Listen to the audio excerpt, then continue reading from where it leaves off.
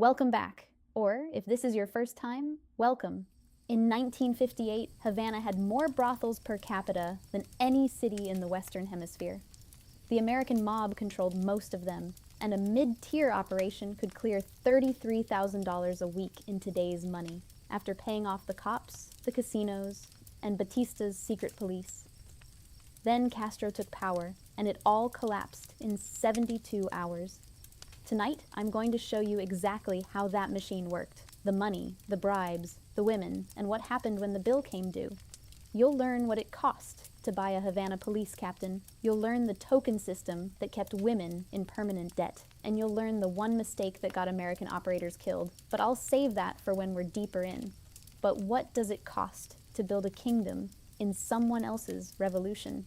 So, before we go deeper, take a moment to like the video and subscribe, but only if you genuinely enjoy what I do here. And let me know in the comments where you're tuning in from and what time it is for you. It's always fascinating to see who's joining us from around the world.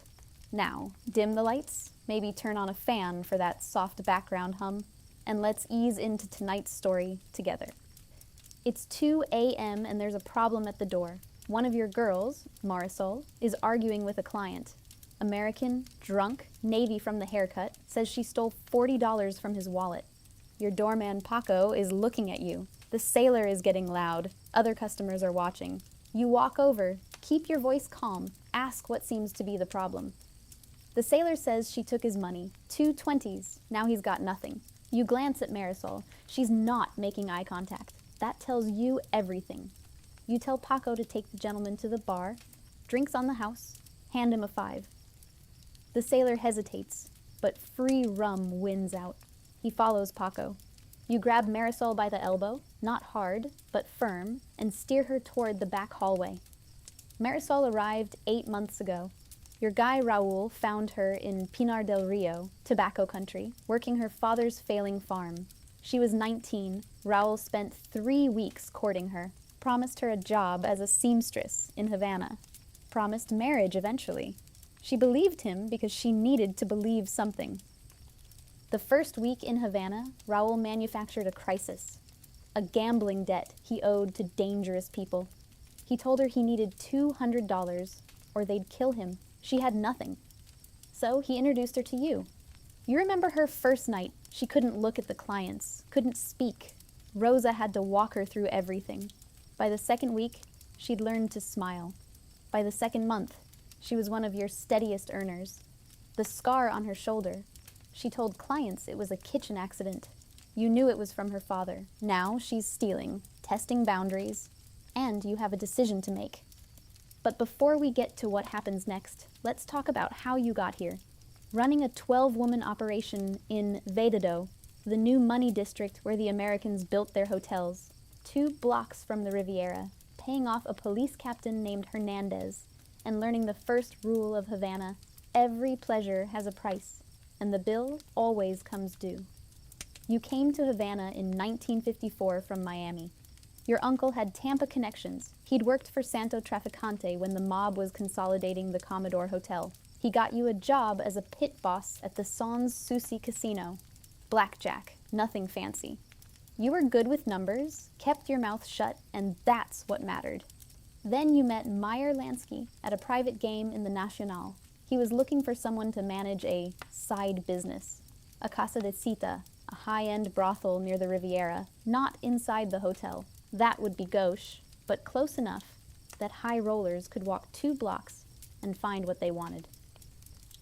Lansky's pitch was simple. The house gets 50%, you get 25%, the girls get what's left. Keep it clean, keep it professional, everybody makes money. He gave you $10,000 to set it up. That was your seed capital. That was also your leash. You found a 3-story townhouse on Calle 17, colonial facade, wrought iron balconies. The owner was a widow whose husband had disappeared during one of Ventura's purges. She needed cash. You gave her $200 a month. You installed air conditioning. Havana's heat will kill the mood faster than a police raid. Thick curtains, soundproofed walls, a full bar with American whiskey for the tourists who didn't trust Cuban rum. beds with real mattresses, not the straw disasters you'd find in Barrio Colon, the meat market district where dollar girls worked the doorways. Total renovation, $8,500. You had $1,500 left for operating capital. In Havana, that's called optimism. You started with 6 women. By 1957, you're running 12. The economics are simple. A rural sugar cane cutter makes $6 a week, and that's during harvest. The rest of the year, nothing. A woman in your house can make $20 in a single night. You don't advertise. The country's poverty does the recruiting for you. The house runs on tokens, copper discs stamped with a palm tree. Nothing explicit, but everyone knows. The client pays Rosa at the entrance, gets a token, goes upstairs. After, he gives the token to the girl. She keeps it. End of the night, the girls line up. You count their tokens. The house takes 50%, then deductions. 10% for Rosa's health services, $5 for room, $3 for laundry, $2 for house supplies. A girl might turn in 8 tokens on a good night. That's $160 gross. After your cut and deductions, she walks away with maybe $50, still more than most Cubans make in a month, still never enough to leave. The token system does 2 things: prevents theft and keeps them dependent. You hold the capital, they hold the debt, the same math that makes credit cards work. 3 months in, Lansky's man Vicente comes to you with an offer. There's a house in Marianao near the Tropicana that's come available. The previous operator had an accident, the kind that happens when you skim from the wrong people. Vicente says you could double your operation. 24 girls, twice the overhead, twice the bribes, but potentially 3 times the profit. Vicente tells you Lansky thinks you're ready. You think about it for 3 days. The Marianao location is tempting. It's where the real money flows, where wealthy Cuban fathers bring their sons to lose their virginity, at places like the Mambo Club, where the line between cabaret and brothel dissolves after midnight. But expansion means exposure. More bribes, more people who can talk, more surface area for things to go wrong. And there's something else, a feeling in the city, hard to name. The casinos are packed, the money's flowing, but you keep hearing whispers about gorillas in the mountains. A guy named Fidel. You tell Vicente no, you'll stay small. He shrugs. Opportunities don't wait forever. Looking back, it was the smartest decision you ever made. The operator who took the Marianao house was still expanding when the revolution came. He didn't make it out, but that's later. For now, let's go back to the office, where Marisol is waiting. You close the door. She stands by the window, arms crossed. You ask her where the money is. She says she didn't take anything. You tell her you can search her, or she can hand it over, and you pretend this didn't happen. She reaches into her bra and pulls out 2 crumpled 20s. Now you have a decision. Let it go, and the other girls will test you within a week. Make an example, and you keep order. Cut her loose, and you're finding a replacement. You choose the middle path, docked for 2 weeks. 70% house cut instead of 50. Early shift only, no late night high rollers until you say otherwise. Her face hardens. She says you can't do that. You tell her you just did. She doesn't argue, she knows the math. Your place in the hierarchy is simple. You're a franchisee. You operate under license from men who would kill you without hesitation if the numbers didn't add up. Every Friday, you meet Captain Hernandez at a cafe on Calle Infanta. You hand him an envelope, $100. He doesn't count it. If the money's short, you won't get raided. You'll just lose protection. And in Havana, losing protection is a death sentence. Every Saturday, Vicente comes to the house. You hand him an envelope with the week's take. He counts it slowly, nods, leaves, no receipt. The system runs on trust, which is to say, it runs on fear. Above you is Lansky, the man who brought integrity to the rackets. He hated clip joints and rigged games because they ruined Havana's long-term potential. Above Lansky is Traficante, who handles the heroin routes and isn't as particular about elegance. Above them is Batista himself, who reportedly takes 10 to 30% of everything the casinos produce, delivered in satchels to the presidential palace. A journalist who covered Havana in those years wrote that the city wasn't corrupt. Corruption implies something broken. Havana was functioning exactly as designed. The bribes weren't bribes, they were invoices. Let's pause here, because this is where it's worth understanding what you're really part of. The same money that pays Hernandez pays Colonel Esteban Ventura Novo, head of the 5th Precinct, the White Cayman, the man whose suits never get bloodstained because he's very careful about where he does his work. In April 1957, students tried to assassinate Batista at the presidential palace. The raid failed. The retribution was systematic. Ventura's men hunted down anyone connected to Castro's revolutionaries. The Humboldt 7 massacre, 4 students cornered in an apartment, executed in the hallways and elevator shaft, sent a message: there is no sanctuary. You don't ask Hernandez about it.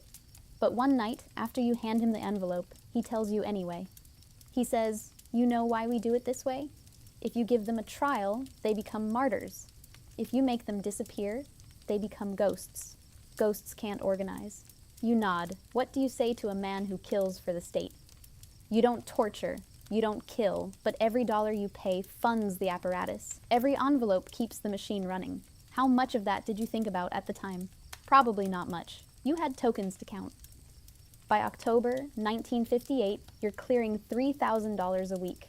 Your apartment on Calle 23 has a balcony overlooking the Malecon, the seawall where Havana meets the sea. You drive a '57 Chevy Bel Air, turquoise and chrome, the color of money in a city that worships it. You have a tailor on Calle Obispo who makes your suits to measure. White linen, the uniform of the successful operator. The fabric is light, but the heat still clings to you. Havana's humidity is a presence, a second skin you never quite get used to. You smell like Cuban cologne and cigar smoke, Partagas, because the tourists expect it. Saturday nights, you eat at the Tropicana, under the stars, watching the dancers move through the trees. The sound of mambo bleeds across the tables. You tip well. People know your name, not your real name, but the name that matters here. Let's pause here, because this is worth sitting with. You came to Havana with nothing, an uncle's connection, a willingness to do what others wouldn't. And now you're at a table where senators sit, where sugar barons send bottles of champagne, where Lansky himself once nodded at you across the room. This is the thing they don't tell you about building something ugly. It still feels like building something. The pride doesn't know the difference. But there's a sound in the distance. It's been there for months. The casinos are packed, the money's flowing, but the guerrillas in the eastern mountains are getting closer. Guevara, Cienfuegos, Fidel, names that used to be rumors are becoming facts. Lansky is quietly pulling cash out. Traficante is making contingency plans. You've invested everything here. You can't just walk away. December 30th, 1958. The streets are tense. The Battle of Santa Clara is over. Guevara has won. The rebels are moving toward Havana, but the casinos are still open. The Tropicana is hosting New Year's Eve. The Riviera's ballroom is booked. Tourists are still gambling, still looking for girls. Your house is full. 13 clients rotating through 12 rooms, tokens flowing. Everything looks normal. Except Hernandez didn't show for his Friday payment. You still have the envelope in your desk. And Paco says he saw SIM trucks, secret police, moving through Vedado toward Camp Columbia, the military base, not raiding, repositioning. At 11 p.m., an American journalist, a regular, pulls you aside. He says you should get out, tonight. He's got a contact at the docks. Boat to Key West, no questions. You laugh. It's New Year's Eve, your busiest night. He doesn't laugh back. He says he's leaving at 2 a.m. if you change your mind. You decide to stay, you've paid your bribes, you're not political. Whoever takes over will still need the machinery of vice. The bill was coming, you just didn't know how fast.